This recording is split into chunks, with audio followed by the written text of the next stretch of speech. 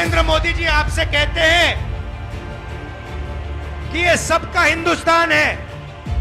ये सबका हिंदुस्तान कैसे है अगर इसमें 90% लोगों को कोई भागीदारी नहीं मिल रही? अगर 90% को भागीदारी चाहिए तो पहला कदम, जैसे जब हार्ट टूटता है पहला कदम क्या कराते हो आप? एक्सरे कराते हो ना? तो वैसे ही पहला कदम जाति जनगणना है। इससे क्या होगा? 90% को पता लग जाएगा कि आप कौन हो, कितने हो, और सबसे ज्यादा जरूरी आपके हाथों में हिंदुस्तान का कितना धन है। बात समझ आई? यात्रा से निकला, मैंने नहीं बोला। यात्रा से निकलता है, नारा निकलता है, नफरत के बाजार में मोहब्बत की दुकान खोलनी है। तो सबसे पहला काम नफरत को मिटाने का है, भाई को भाई से गले मिलाने का है। नमस्कार, नेक्स्ट 9 न्यूज देख रहे हैं आप और मैं हूं आपके साथ प्रज्ञा सिंह।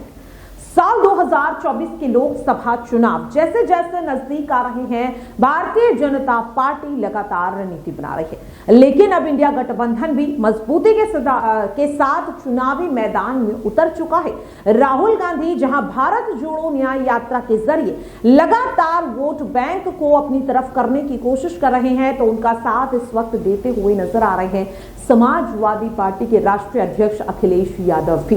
आज देखने के लिए मिल रहा है कि किस तरीके से अखिलेश यादव राहुल गांधी के साथ इस यात्रा में शामिल होते हुए नजर आ रहे हैं। सपा और कांग्रेस दोनों की ही रणनीति है कि उत्तर प्रदेश में दलित और पिछड़े वर्ग के वोट बैंक को साधा जा सके, जिसके लिए वे लगातार तमाम रणनीतियां अपनाते हुए भी नजर आ रहे हैं। 17 सीटें जो इस वक्त कांग्रेस के पाले में आई हैं, उसमें काफी अहम मानी जा रही है यहां पर अमरोहा सीट।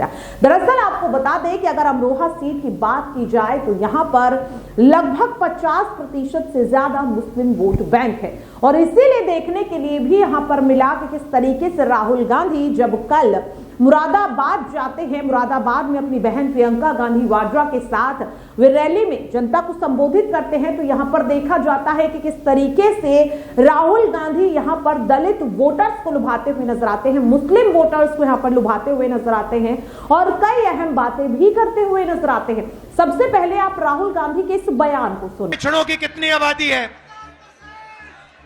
50% पिछड़े हैं। इस देश में माइनॉरिटी की कितनी आबादी है?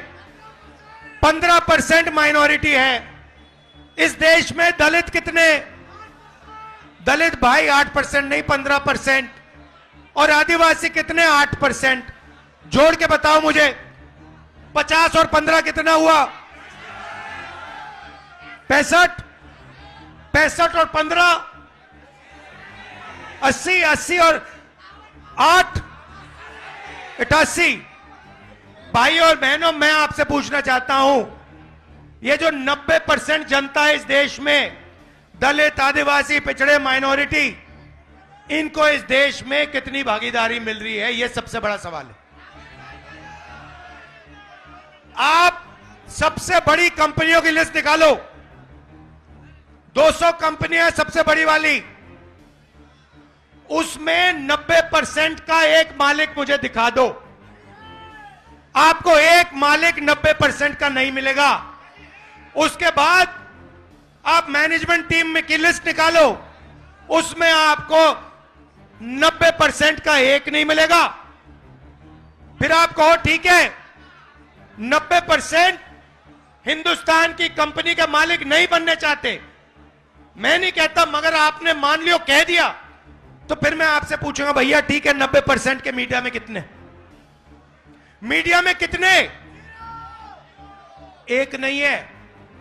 आप मीडिया के मालिकों की लिस्ट निकालो, आपको एक ओबीसी नहीं मिलेगा, एक दलित नहीं मिलेगा, एक आदिवासी नहीं मिलेगा, एक गरीब जनरल कास्ट का नहीं मिलेगा, एक माइनॉरिटी नहीं मिलेगा। फिर बड़े बड़े पत्रकारों की लिस्ट निकालो, 90% में से आपको एक नहीं मिलेगा। फिर आप मुझसे कहोगे नहीं राहुल जी, 90% को ना मीडिया में भागीदारी चाहिए, ना हमें बड़ी कंपनियों में भागीदारी चाहिए। फिर मैं आपसे पूछूंगा ठीक है भैया बताओ, प्राइवेट अस्पतालों में आपके कितने लोग? एक भी नहीं। फिर पूछूंगा भैया ठीक है प्राइवेट अस्पतालों में भागीदारी नहीं चाहिए, तो कॉलेज यूनिवर्सिटी में तुम्हारे कितने लोग? एक भी नहीं। अरे भाई तुम लोग हो कहां? तुम हो कहां? मैं बताता हूं तुम्हें, मनरेगा की लिस्ट निकालो, उसमें आप सब लोगों के नाम दिखेंगे। कॉन्ट्रैक्ट लेबर की लिस्ट निकालो, उसमें आपके सब नाम दिखेंगे। मगर हिंदुस्तान के बड़ी बड़ी कंपनियों में, हाई कोर्ट में,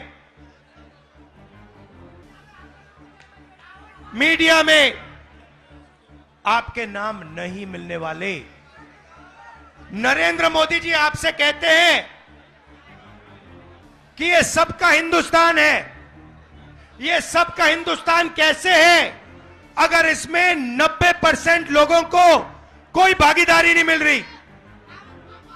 देखा आपने और सुना भी। दर्शकों, अब आपको जानकारी दे दें कि राहुल गांधी की कोशिश है कि अमरोहा सीट पर कांग्रेस का कब्जा हो जाए, और जिसके लिए माना जा रहा है कि अब राहुल गांधी यहां पर इस्तेमाल कर सकते हैं बीएसपी के खिलाफ उन्हीं के नेता का। जी हां, हाल ही में बीएसपी से सस्पेंड हुई दानिश अली, जिनसे मुलाकात करने के लिए राहुल गांधी गए भी थे, और तभी से अटकलें लगाई जा रही हैं कि दानिश अली कांग्रेस में शामिल हो सकते हैं। कांग्रेस से जिस तरीके से लगातार दानिश अली की नजदीकियां बढ़ रही हैं, ऐसे में क्या अमरोहा सीट से दानिश अली को अब बीएसपी के ही खिलाफ कांग्रेस पार्टी उतार सकती है? इसी से जुड़ा देखिए हमारा ये खास रिपोर्ट। और अक्षय से इस चीज को समझेंगे कि क्या वाकई में मायावती के खिलाफ अब उन्हीं के सांसद को यहां पर उतारती हुई कांग्रेस नजर आएगी, और अगर ऐसा होता है तो क्या यहां पर जीत दानिश अली एक बार फिर से अमरोहा में हासिल करते हुए नजर आएंगे? अक्षय देखिए, बिल्कुल इसकी संभावना है। और दानिश अली जब यहाँ सुर्खियों में आए, रमेश बिधूड़ी के द्वारा उन्हें लेकर के जो शब्द संसद में इस्तेमाल किए गए थे, उसके बाद से लगातार दानिश अली सुर्खियों में है। और ये चीज़ भी कहीं ना कहीं सुर्खियों में रही थी कि दानिश अली को लेकर के पार्टी ने कहीं कोई भी अपना स्टैंड नहीं रखा। पार्टी की तरफ से कोई भी प्रतिक्रिया दानिश अली को लेकर के, जो यहाँ प्रतिक्रिया या कहीं कि दानिश अली के साथ जो दुर्व्यवहार सदन में हुआ था, उस पर पार्टी की कोई भी प्रतिक्रिया नहीं आई। जिसके बाद दानिश अली ने पार्टी से अलग हटते हुए कांग्रेस के साथ नजदीकियां बढ़ाई, और फिर जाकर के बसपा ने उन्हें यहाँ से निलंबित कर दिया। अब इसमें दो चीजें मुख्य रूप से नजर आती है दानिश अली को लेकर के। एक तो ये कि दानिश अली को भी कहीं ना कहीं कांग्रेस के लिए एक प्रकार से द्वार माना जा रहा है, जिनके जरिए कांग्रेस उत्तर प्रदेश के जो मुस्लिम मतदाता है उनके मन में अपनी जगह दोबारा से बना सके। अब ये चीज है कि पूरी गहराई तक तो ना अपनी वापसी कर पाए, लेकिन कुछ हद तक वापसी जरूर करेंगे, जिससे जो वोट प्रतिशत है उसमें कुछ ना कुछ बढ़ोतरी कांग्रेस की आए। साथ ही साथ दानिश अली का देखिए दो प्रकार से मुझे लगता है एक नेता का वोट बैंक होता है। एक नेता का सबसे पहले तो उसका खुद का निजी वोट बैंक होता है, दूसरा उसको पार्टी के साथ समर्थन मिलता है। अब अगर दानिश अली अमरोहत से 2019 में सपा और बसपा गठबंधन के साथ उन दोनों के वोट बैंक को मिलाकर के उनका जो अपना निजी यहाँ पर समर्थन इन तीनों के गठजोड़ से जीते थे, तो अब की बार उनके पास यहाँ पर सपा और बसपा नहीं बल्कि सपा उनका खुद का अपना वोट बैंक, और जो कुछ हद तक यहाँ अमरोहा में कांग्रेस का यहाँ पर वोट प्रतिशत होगा वो मिलकर के उन्हें संसद तक पहुंचा सकता है। तो कुल मिलाकर के दानिश अली को लेकर के अगर बात चले तो उनकी एक बार फिर से संभावना है कि वे अमरोहा में जीत भी हासिल कर सकते हैं, और झटका इस बार बसपा को ज्यादा देंगे बीजेपी की तुलना में। तो देखा आपने और सुना भी किस तरह से हमारे सहयोगी अक्षय ने भी इस बात को साफ तौर पर कहा है कि अगर दानिश अली यहां पर वाकई कांग्रेस की तरफ से अमरोहा सीट पर चुनाव लड़ते हैं, जो पहले भी इसी सीट से सांसद थे, वो वाकई में जीत यहां पर हासिल कर सकते हैं। यहां पर सिर्फ फर्क इतना होगा कि पहले वे मायावती के लिए जीत का सबब बने थे और इस बार कांग्रेस के लिए बनेंगे। तमाम चीजों को देखते हुए मायावती का आखिरकार अगला कदम क्या रहेगा? क्या कांग्रेस के साथ गठबंधन कर इस सीट पर अपना दबदबा बनाती हुई नजर आएंगी, या फिर कांग्रेस वाकई में मायावती को अमरोहा सीट पर करारा झटका देती हुई नजर आ सकती है? ये देखना काफी ज्यादा अहम रहेगा। फिलहाल के लिए इस खास रिपोर्ट में इतना ही। देश और दुनिया की तमाम खबरों के लिए आप बने रहिए नेक्स्ट 9 न्यूज।